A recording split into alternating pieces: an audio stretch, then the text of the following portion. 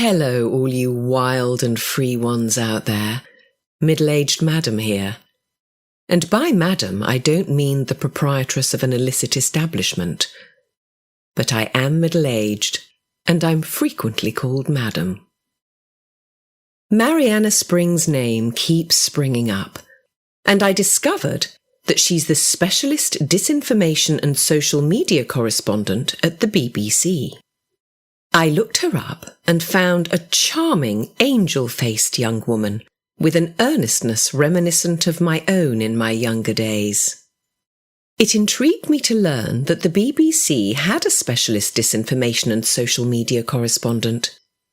It didn't sound like a job title one might come across in a democracy, but I'm always willing to learn new things. So, dear Marianna, how does one become a specialist in disinformation? What experience is required to identify what disinformation is? What is your definition of disinformation? Who are the people deciding what disinformation is? Is it appropriate to have a job title such as Specialist Disinformation Correspondent in a democracy? What is a democracy? And are we living in one or not? Your current podcast is called Marianna in Conspiracyland. Do you have any contingency plans in case things you currently deem to be conspiracies turn out not to be conspiracies at all? Might you consider a new podcast, perhaps titled something like Being Airlifted to Safety After a Hellish Journey in Conspiracyland? I recently came across a book called 180 Degrees by Fergus O'Connor Greenwood. In Chapter 1 on page 5, there is a subheading, Conspiracy Theorist. I'm going to read it for you now. Conspiracy Theorist. What's your immediate and instinctive reaction to the term conspiracy theorist? If, like many people, it's to think of a basement-dwelling, tin-foil hat-wearing individual who is completely irrational and spends most of their time concocting bizarre, far-fetched stories with little or no proof to support them, then congratulations. You have succumbed to one of the most effective terminology hijacks and mind control operations ever created by the CIA. While the term itself was in existence prior to the 1960s, see The Times, page 9, 22nd of July 1873, according to Lance DeHaven Smith, author of Conspiracy Theory in America, the term did not exist as a phrase in everyday American conversation before 1964. Its introduction into the mainstream narrative came courtesy of the CIA strategy paper 1035-960 and was used to marginalise and quarantine those with reasonable suspicions of state criminality. That is to say, anyone seeking the truth or questioning the official narrative should be attacked as a conspiracy theorist. Dispatch 1035-960. The aim of this dispatch was to provide material countering and discrediting the claims of any CTs. CT meaning critical thinker if you are a normal person, or conspiracy theorist if you work for the intelligence services and have something to cover up. In short, it suggests the following techniques. Ignore theorists' claims unless discussion about them is already too active. Accuse theorists of being infatuated with their own theories. Accuse theorists of being politically motivated. Accuse theorists of personal financial gain by promoting conspiracy theories. Have people friendly to the CIA attack any claims. Claim eyewitness testimony as unreliable. Say it's all old news as no significant new evidence has emerged. Say that it's irresponsible to speculate. Say that it would be impossible for such a big conspiracy to be kept quiet. The above only came to light after a Freedom of Information Act request by the New York Times in 1976. The term conspiracy theorist thus became a derogatory title used to dismiss critical thinkers.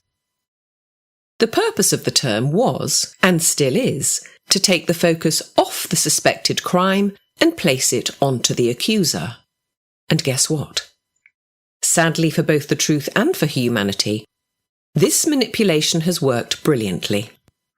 It's the get-out-of-jail-free card when the "oh shit, they're onto us" moment arrives. The term conspiracy theorist is there to stop other people looking at the evidence and ensure they swallow hook, line and sinker the official narrative, regardless of how utterly ridiculous it may be. Want to cover up a state crime? Roll out the conspiracy theorist label and use it profusely. Official narrative breaks the law of physics? No problem. Anyone querying that impossibility is just a conspiracy theorist. Of course, once you know the real reason it's being used, i.e. as a weaponized term and as psychological warfare, it loses its effect. To illustrate the point in context, David Cameron, as British Prime Minister, speaking on the VIP paedophile cover-up in Britain, said, "People who've been looking for conspiracy theories will have to look elsewhere." The conspiracy theorists should indeed look elsewhere. How about the 1995 BBC documentary Westminster's Secret Service? This includes an open admission by a Conservative Party whip that paedophilia cases involving members of Parliament were not only deliberately buried, but were seen as politically beneficial. Quote, "Any MP who was in trouble would come to the whips and say, 'Now I'm in a jam, can you help?' It might be a scandal involving small boys. They'd come and ask if we could help. And we would do everything we can, because if we could get a chap out of trouble, then he will do as we ask forevermore." End quote. Tim Fortescue, Conservative Party whip, Westminster's Secret Service, BBC documentary, 1995. Or perhaps the conspiracy theorists would do better looking at one of Cameron's predecessors, Edward Heath, a Tory Prime Minister. The police have admitted there would be enough evidence to question him over allegations of paedophilia if he were alive today. That particular cover-up lasted decades. Or how about MP Cyril Smith, the Rochdale politician who raped and abused scores of boys? Or how about... Any more questions? No?